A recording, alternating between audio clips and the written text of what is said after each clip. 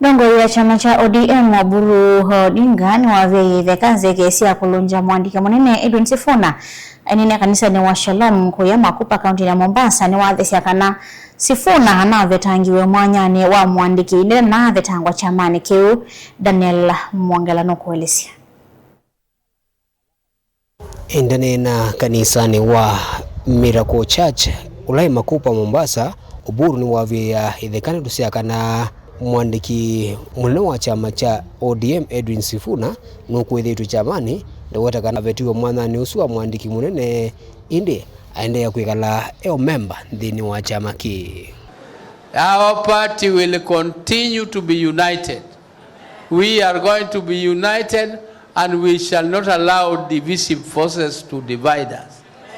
What we shall not allow in our party is indiscipline. Party must have discipline. It is just like a club. If you don't follow the rules of the party, you keep out of the party. That is why we are saying that we have our SG, Catherine Omanyo, and the other SG, party ilisema yeye akae nje kidogo kwa sababu ya kukosa nidhamu.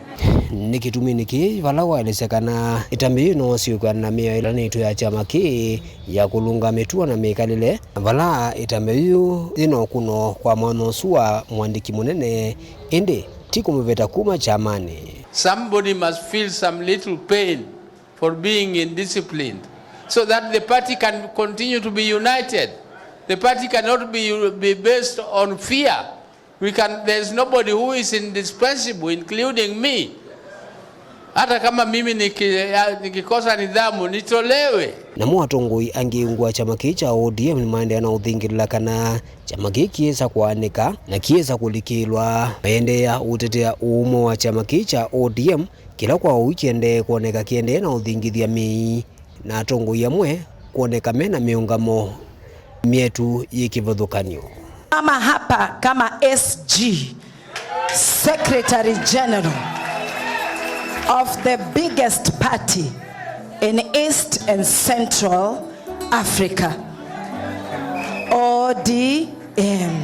Sisi kama chama tumekaa miaka 20 na hatujaingia serikali, na chama inaundwa kwa kupata serikali. Political parties are formed to capture power. In 2027 tunajiprepare, we are getting ready to capture power. So ikifika 2027, ODM will be the ruling party or part of the ruling coalition, but not the opposition. Hiyo ndio mambo tuko nayo. Daniel Mwangela, Mutungo TV, kuma wa kauntini ya Masako.